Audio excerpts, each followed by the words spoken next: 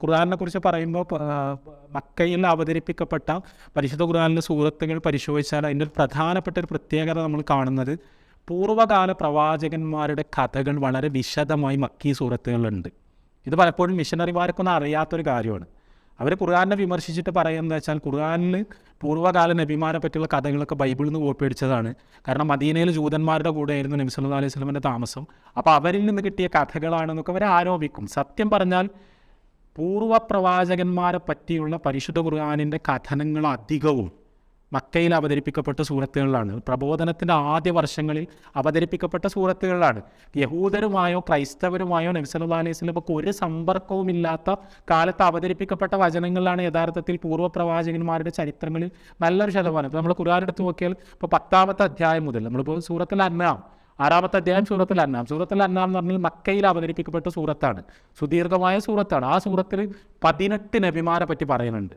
അതായത് പൂർവ്വ പ്രവാചകന്മാരായ 18 പേരെക്കുറിച്ച് പരിശുദ്ധ ഖുർആൻ പ്രതിപാദിക്കുന്ന സൂറത്താണ്. ഇപ്പോൾ അതിനുശേഷം ഇപ്പോൾ നമ്മൾ മക്കയിൽ അവതരിപ്പിക്കപ്പെട്ട വചനങ്ങൾ ഇപ്പോൾ 10ാമത്തെ സൂറത്താണ് സൂറത്ത് യൂനുസ്, 11ാമത്തേതാണ് ഹൂദ്, 12ാമത്താണ് യൂസഫ്, 13ാമത്തെ റാഅദ്, 14 ഇബ്രാഹിം, 15 ഹിജ്ർ, 16 നഹൽ, 17 ഇസ്രാ അല്ലെങ്കിൽ ബനീ ഇസ്രായേൽ എന്ന് നമ്മൾ പറയുന്ന 18 അൽ കഹ്ഫ്, 19 മറിയം, 20 തോഹ, 21 അംബിയ. ഇതൊക്കെ തന്നെ ഈ സൂറത്തുകളിൽ ഇതൊക്കെ പരിശുദ്ധ ഖുർആനിൽ നിന്ന് മക്കയിൽ അവതരിപ്പിക്കപ്പെട്ട, പൂർണ്ണമായി മക്കയിൽ അവതരിപ്പിക്കപ്പെട്ട എന്ന് പറഞ്ഞാൽ ചില ആയത്തുകളൊക്കെ മദീനയിൽ അവതരിപ്പിക്കപ്പെട്ടത് ചില സൂറത്തുകളുണ്ട്. പക്ഷേ എന്ന് ചില പണ്ഡിതന്മാർ പറഞ്ഞിട്ടുണ്ടെങ്കിൽ പോലും മിക്കവാറും ഏതാണ്ട് പൂർണ്ണമായി തന്നെ മക്കയിൽ അവതരിപ്പിക്കപ്പെട്ട സൂറത്തുകളാണ് ഈ സൂറത്തുകളെല്ലാം. ഈ സൂറത്തുകളിലാണ് കുറേയേറെ പൂർവ്വ പ്രവാചകന്മാരെ കുറിച്ച് പരിശുദ്ധ ഖുർആൻ പ്രതിപാദിക്കുന്നത്. 21ാമത്തെ അധ്യായം സൂറത്തുൽ അംബിയ എന്ന് പറഞ്ഞാൽ അതിൻ്റെ പേര് തന്നെ നബിമാരെന്നാണ്, ആ പ്രവാചകന്മാരെന്നാണ്. ഇതിൽ പല സൂറത്തുകളുടെയും പേര് പ്രവാചകന്മാരുടെ പേരുകളാണ്. അപ്പോൾ അതിൽ നമ്മൾ മനസ്സിലാക്കേണ്ട ഒരു കാര്യം എന്ന് പറഞ്ഞാൽ നമ്മൾ മുമ്പ് പലതവണ സൂചിപ്പിച്ചതുപോലെ മക്കയിലെ മുശ്രിക്കുകൾ എന്ന് പറഞ്ഞാൽ നബി എന്ന് പറഞ്ഞാൽ എന്താണ് എന്നറിയാത്തൊരു സമൂഹമാണ്. പ്രവാചകൻ എന്ന് പറഞ്ഞാൽ എന്താണ്, ഒരു വേദഗ്രന്ഥം എന്ന് പറഞ്ഞാൽ എന്താണ് എന്നവർക്ക് അറിയില്ല. യഹൂദരെയും ക്രൈസ്തവരെയും സംബന്ധിച്ചിടത്തോളം ഇത് വളരെ സുപരിചിതമായൊരു സങ്കല്പമാണ്. എന്നാൽ മക്കയിലെ അറബികളെ സംബന്ധിച്ചിടത്തോളം ഒരു പെയ്ഗൻ സൊസൈറ്റി ആയതുകൊണ്ട്, ഒരു വിഗ്രഹാരാധക സമൂഹം ആയതുകൊണ്ട് അവർക്ക് നബി എന്നൊരു സങ്കല്പം അവർക്ക് ഏതാണ്ട് അപരിചിതമാണ്. അവർക്കിങ്ങനെ അറിയാം യഹൂദരുടെ നബി ഒന്നാണ്, ക്രിസ്ത്യാനികളുടെ നബി ഒന്നാണ്. ഇത് ഇബ്രാഹിം നബിയുടെയും ഇസ്മായിൽ നബിയുടെയും സഹസ്രാബ്ദങ്ങൾ പഴക്കമുള്ള ഒരു പാരമ്പര്യം അവർക്കിടയിൽ നിലനിൽക്കുന്നുണ്ട്. പക്ഷേ പിന്നെ അവരിലേക്ക് നബിമാരൊന്നും വന്നിട്ടില്ല, ആ നബിമാരൊന്നും വന്ന പരിചയം അവർക്കില്ല. അവർക്ക് മുന്നിൽ പരിശുദ്ധ ഖുർആൻ പുതിയൊരു ലോകം തുറക്കുകയാണ്. എന്ന് പറഞ്ഞാൽ മനുഷ്യർക്കിടയിലേക്ക് നിയോഗിക്കപ്പെട്ട അനേകം പ്രവാചകന്മാരുടെ കഥകൾ വിശദമായി പറഞ്ഞുകൊണ്ട് അവരെ ബോധ്യപ്പെടുത്തുകയാണ്. അതിൻ്റെ തുടർച്ചയാണ് നിങ്ങൾക്കിടയിൽ സംഭവിക്കുന്നത്. നിങ്ങൾക്കിത് പരിചയമില്ല, പക്ഷേ പൂർവ്വ സമൂഹങ്ങളിലേക്ക് ഒരുപാട് പ്രവാചകന്മാർ നിയോഗിക്കപ്പെട്ടിട്ടുണ്ട്. ആ പ്രവാചകന്മാർ ഇന്ന കാര്യങ്ങളാണ് പറഞ്ഞത്. ആ സമൂഹങ്ങൾ ആ പ്രവാചകന്മാരെ എതിർത്തു, ചില സമൂഹങ്ങൾ നശിപ്പിക്കപ്പെട്ടു. നിങ്ങൾക്കും അതേ ഗതി ഉണ്ടാകാം. അവരെന്താണോ ചെയ്തത്, ആ സമൂഹങ്ങൾ നബിമാർക്കെതിരെ എന്ത് ദ്രോഹമാണോ ചെയ്തത്, അതേ കാര്യമാണ് ഇപ്പോൾ നിങ്ങളുടെ പ്രവാചകനെതിരെ നിങ്ങൾ ചെയ്തുകൊണ്ടിരിക്കുന്നത്. അവരുടെ ചരിത്രത്തിൽ നിന്ന് നിങ്ങൾ പാഠം പഠിക്കണം എന്ന് പറഞ്ഞുകൊണ്ട് പരിശുദ്ധ ഖുർആൻ പൂർവ്വ പ്രവാചകന്മാരുടെ കഥകൾ വളരെ വിശദമായി മക്കയിലെ അറബികൾക്ക് പറഞ്ഞു കൊടുക്കുന്നതാണ് നമ്മൾ കാണുന്നത്. അതിൽ 2 തരം പ്രവാചകന്മാരുണ്ട്. ഒരു തരം എന്ന് പറഞ്ഞാൽ അറേബ്യയുടെ വ്യത്യസ്ത ഭാഗങ്ങളിലേക്ക്, നമ്മൾ പ്രവാചകന്മാർ വന്നിട്ടില്ല എന്ന് പറയുന്നത് മിക്കവാറും ഹിജാസിലാണ്.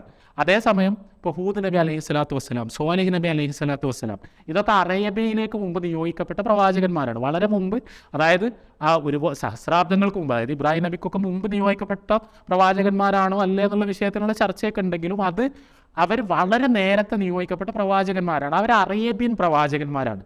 നമ്മൾ യഹൂദ ക്രൈസ്തവ പാരമ്പര്യങ്ങൾ പരിശോധിച്ചാൽ ഈ പ്രവാചകന്മാർക്ക് ഒരു പ്രാധാന്യമില്ല. അതിൽ ഹൂദ് നബിയെ പറ്റിയോ സോലിഹ് നബിയെ പറ്റിയോ ഒന്നും വിശദമായ പ്രതിപാദനങ്ങൾ നമ്മൾ കാണില്ല. ബൈബിളിൽ ഈ പേരുള്ള ആൾ ഹൂദ് നബിയാണ്, സോലിഹ് നബിയാണെന്നുള്ള ഗവേഷണാത്മകമായ ചില സജഷൻസ് ഒക്കെ ഉണ്ടെങ്കിൽ പോലും പ്രോമിനൻ്റായി ബൈബിളിലൊന്നും ഫിഗർ ചെയ്യുന്ന ആൾക്കാരെല്ലാം ഹൂദും സോലിഹും ഒന്നും. അപ്പോൾ അത് അറബികളുടെ തന്നെ പാരമ്പര്യത്തിലുള്ള പ്രവാചകന്മാരാണ്.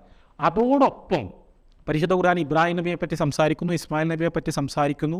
അതിന് പുറമെ ഇപ്പോൾ നൂഹ് നബിയെ പറ്റി സംസാരിക്കുന്നു. അതിന് പുറമെ ബനൂ ഇസ്രായേലിലേക്ക് നിയോഗിക്കപ്പെട്ട ഒരുപാട് പ്രവാചകന്മാരെ പറ്റി സംസാരിക്കുന്നു. അവരെ അറബികൾക്കും അറിയില്ല. ഇത് 2 സംസ്കാരങ്ങളാണ്. ബനു ഇസ്രായേലിനൊക്കിടയിലേക്ക്, അതായത് യഹൂദരും ക്രൈസ്തവരും ഏറ്റവും പ്രാധാന്യപൂർവ്വം പരിഗണിക്കുന്ന മോശെ, യേശു പോലുള്ള പ്രവാചകന്മാർ അറബികളെ സംബന്ധിച്ചിടത്തോളം അത്രത്തോളം അവർക്ക് അറിയുന്ന ആൾക്കാരല്ല. അല്ലെങ്കിൽ നമ്മൾ യാക്കൂബ് നബിയുടെ സന്തതികൾ, ആ പരമ്പരയിൽ വന്ന സുലൈമാൻ നബി അലൈഹി സ്വലാത്തു വസ്സലാം, ദാവൂദ് നബി അലൈഹി സ്വലാത്തു വസ്സലാം അടക്കമുള്ള ബനു ഇസ്രായേലിലെ വലിയൊരു വിഭാഗം പ്രവാചകന്മാർ, അവരിലാണ് ഏറ്റവും അധികം പ്രവാചകന്മാർ വന്നിട്ടുള്ളത്. അവരെക്കുറിച്ചും വിശുദ്ധ ഖുർആൻ സംസാരിക്കുന്നു. ഇത് രണ്ടു കൂട്ടരെയും ഒരേ സമയം ഞെട്ടിക്കുന്നുണ്ട്. കാരണം അറബികൾ വിചാരിക്കുന്നത് ഇതൊക്കെ യഹൂദന്മാരുടെ കാര്യമില്ലേ, ക്രിസ്ത്യാനികളുടെ കാര്യമില്ലേ, ഇതൊക്കെ എന്തിനാ ഞങ്ങളോട് പറയുന്നത് എന്നുള്ളതാണ് അറബികളുടെ മനോഭാവം. അതേസമയം യഹൂദന്മാരും ക്രിസ്ത്യാനികളും വിചാരിക്കുന്നത് ഈ പ്രവാചകന്മാരൊക്കെ അവരുടെ സ്വകാര്യ സ്വത്താണ്, ഇതൊന്നും അറബികളോട് സംസാരിക്കേണ്ട കാര്യമില്ല എന്ന് ഒരു വശത്ത് ആലോചിക്കുന്നു. വേറൊരു വശത്ത് എന്ത് ഈ ഹൂദും സോലിഹൊക്കെ മൂസാ നബിനെ പറ്റി ഈസാ നബിയെ പറ്റി പറഞ്ഞാൽ പോരെ എന്നുള്ളൊരു മനോഭാവം അവരിലും വർക്ക് ചെയ്യുന്നുണ്ട്.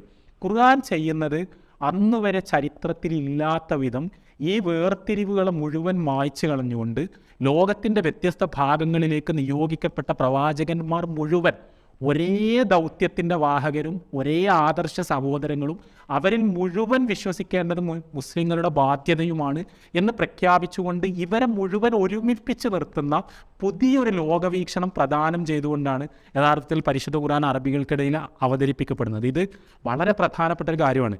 ഇത് യഹൂദരെ ഒരു വശത്ത് പ്രകോപിപ്പിച്ചിട്ടുണ്ട്, ക്രിസ്ത്യാനികളും പ്രകോപിപ്പിച്ചിട്ടുണ്ട്, അറബികളും പ്രകോപിപ്പിച്ചിട്ടുണ്ട്. അപ്പം അബ്രഹാമാണ് ഇവരൊക്കെ ഒരേപോലെ അംഗീകരിച്ചിരുന്ന ഒരു പ്രവാചകൻ. ഖുർആൻ ഇബ്രാഹിം നബിനെ പറ്റി പറയുന്നത് തന്നെ ഇബ്രാഹിം യഹൂദനുമല്ല, ക്രിസ്ത്യാനിയുമല്ല, മുശ്രിക്കുമല്ല. ഇബ്രാഹിം നബി എന്ന് പറഞ്ഞാൽ ഹനീഫാണ്, മുസ്ലിമാണ്. ആ പാരമ്പര്യമാണ് നിങ്ങൾ ഉയർത്തിപ്പിടിക്കേണ്ടത്.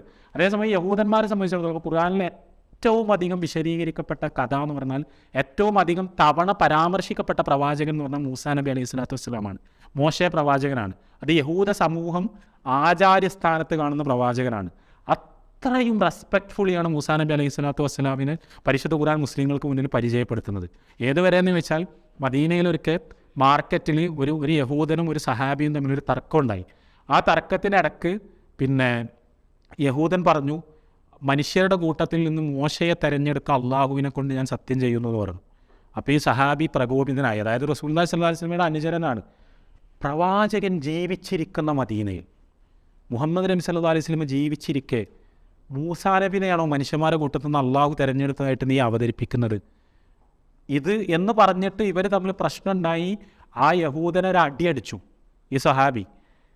യഹൂദൻ നേരെ റസൂലുള്ളാഹി സ്വല്ലല്ലാഹു അലൈഹി വസല്ലമയുടെ സന്നിധിയിലെത്തി. എന്നിട്ട് പറഞ്ഞു, ഞാൻ ഈ ഭരണകൂടവുമായുള്ള സംരക്ഷണ കരാറിൽ ഒപ്പുവെച്ചിട്ടുള്ള, അല്ലെങ്കിൽ മദീന കരാറിൻ്റെ അടിസ്ഥാനത്തിൽ നിങ്ങൾ സംരക്ഷിക്കുമെന്ന് ഉറപ്പ് തന്നിട്ടുള്ളൊരു പ്രജയാണ് ഞാൻ. എനിക്ക് അടി കിട്ടി. എന്തിനാ അടി കിട്ടിയത്? എൻ്റെ പ്രവാചകൻ്റെ മഹത്വം ഞാൻ പറഞ്ഞതിൻ്റെ പേരിൽ. റസൂലുള്ളാഹി സ്വല്ലല്ലാഹു അലൈഹി വസല്ലമയുടെ മുഖം വിവർണമായി. പ്രവാചകൻ സല്ലല്ലാഹു അലൈഹി വസല്ലം ആ സഹാബിയോട് പറഞ്ഞു, പ്രവാചകന്മാർക്കിടയിൽ നിങ്ങൾ ഉച്ചനീചത്വങ്ങൾ കൽപ്പിക്കരുത്. എൻ്റെ പ്രവാചകൻ വലുത്, നിൻ്റെ പ്രവാചകൻ ചെറുത് പോലുള്ള വർത്തമാനങ്ങൾ നിങ്ങൾ പറയരുത്.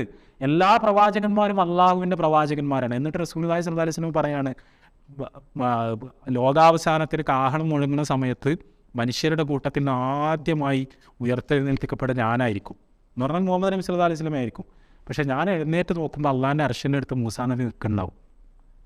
മൂസാ നബി എന്നേക്കാൾ മുന്നേ എഴുന്നേറ്റതാണോ അതല്ല വേറെ എന്തെങ്കിലും സംഭവിച്ചതാണോ എന്ന് എനിക്കറിയില്ല എന്ന് റസൂലുള്ളാഹി സ്വല്ലല്ലാഹു അലൈഹി വസല്ലം പറയാണ്. എന്തൊരു വർത്താനാണത്! അതായത് പ്രവാചകന്മാരുടെ പാരമ്പര്യങ്ങൾ ഓരോരുത്തർ, എൻ്റെ പ്രവാചകൻ, അവരുടെ പ്രവാചകൻ, ഓരോ സമൂഹത്തിൻ്റെ പ്രവാചകൻ എന്നൊക്കെ പറഞ്ഞ് കള്ളി തിരിച്ച് അതിൻ്റെ പേരിൽ അവകാശവാദങ്ങൾ ഉന്നയിച്ചിരുന്ന ഒരു സമൂഹത്തിൽ എല്ലാ പ്രവാചകന്മാരും മഹാന്മാരാണ് എന്ന ഒരു പുതിയ സന്ദേശം അവതരിപ്പിച്ചുകൊണ്ടാണ് പരിശുദ്ധ ഖുർആനിലെ വചനങ്ങൾ അവതരിപ്പിക്കപ്പെടുന്നത്. അപ്പോൾ അത് ഇപ്പോൾ മൂസാ നബി അലൈഹി സ്വലാത്തു വസ്സലാമിനെ കുറിച്ച് പരിശുദ്ധ ഖുർആൻ വളരെ വിശദമായി പറയുന്നു. അത് യഹൂദന്മാർക്ക് നല്ല സന്തോഷമുള്ള കാര്യമാണ്. പക്ഷെ അതേസമയം യഹൂദന്മാർക്ക് ഈസാ നബിനെ പറ്റി കേൾക്കുന്നതേ ദേഷ്യമാണ്. അവർക്ക് യേശു ക്രിസ്തു എന്ന് പറയുന്നത് അവരേറ്റവും അധികം വെറുക്കുന്ന, അവർ നിന്ദയോടുകൂടി അനുസ്മരിക്കുന്ന ഒരു വ്യാജ പ്രവാചകനായി അവർ കരുതുന്ന ആളാണ്. പക്ഷേ പരിശുദ്ധ ഖുർആൻ അവരെ തൃപ്തിപ്പെടുത്താൻ വേണ്ടി മോശയെക്കുറിച്ച് മാത്രം സംസാരിക്കുകയല്ല ചെയ്യുന്നത്.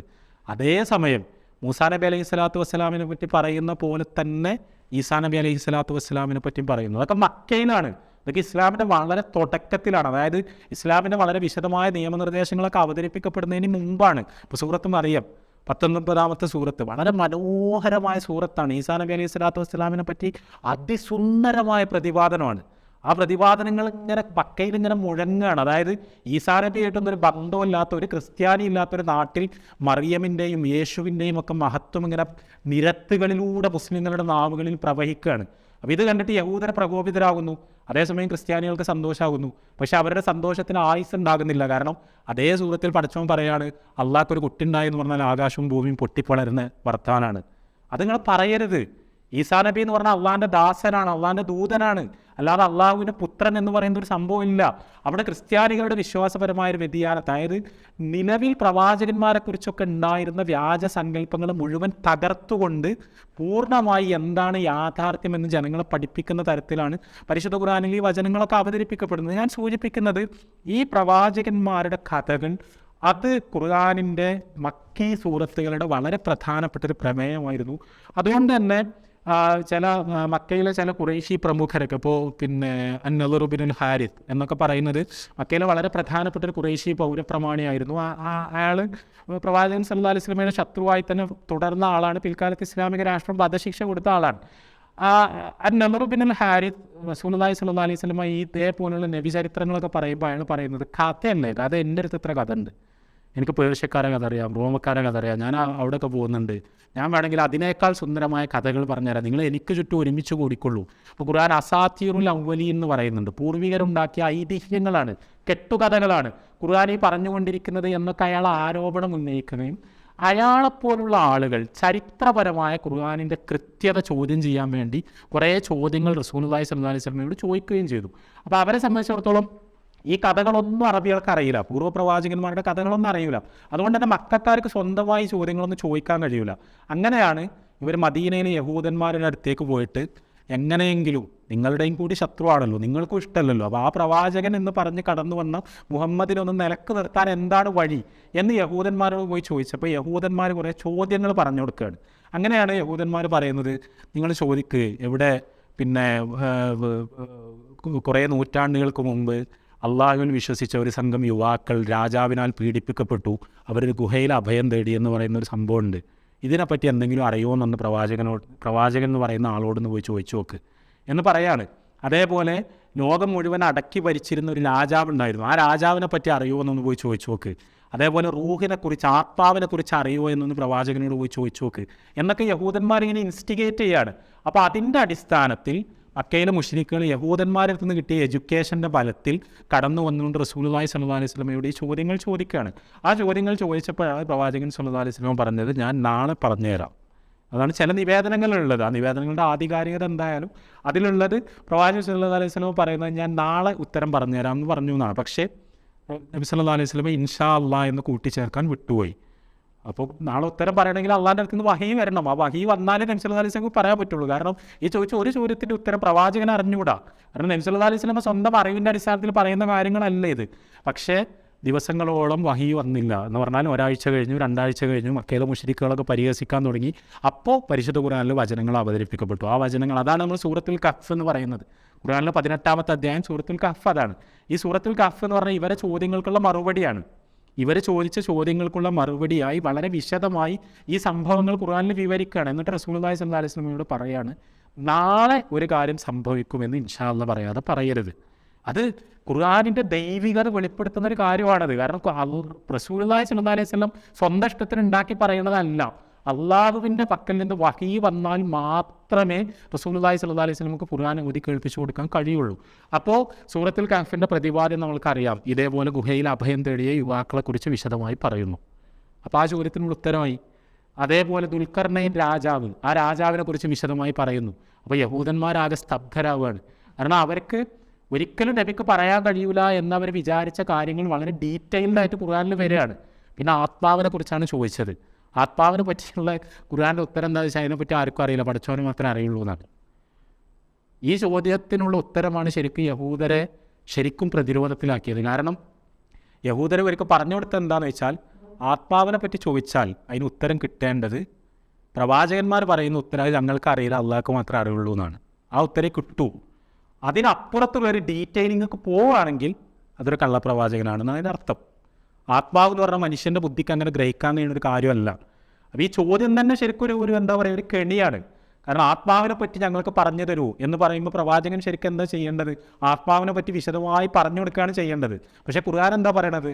അത് അള്ളാഹിൻ്റെ കാര്യത്തിൽപ്പെട്ടതാണ്, അള്ളാഹിൻ്റെ നിയന്ത്രണത്തിൽപ്പെട്ടതാണ്. അതിനെപ്പറ്റി വിശദമായി നമ്മൾക്ക് അറിയില്ല എന്നാണ് റസൂലുള്ളാഹി സ്വല്ലല്ലാഹി അലൈഹി വസല്ലം ഖുർആൻ ഓതി കേൾപ്പിച്ചു കൊടുക്കുന്നത്. അപ്പോൾ ഇവരുടെ എല്ലാ കുതന്ത്രങ്ങളും പൊളിയുന്ന തരത്തിൽ സൂറത്തുൽ കഹ്ഫ് അവതരിപ്പിക്കപ്പെടുന്നത്. ഇതൊക്കെ മക്ക കാലഘട്ടത്തിലാണ് ഈ സംഭവങ്ങളെല്ലാം ഉണ്ടാകുന്നത്.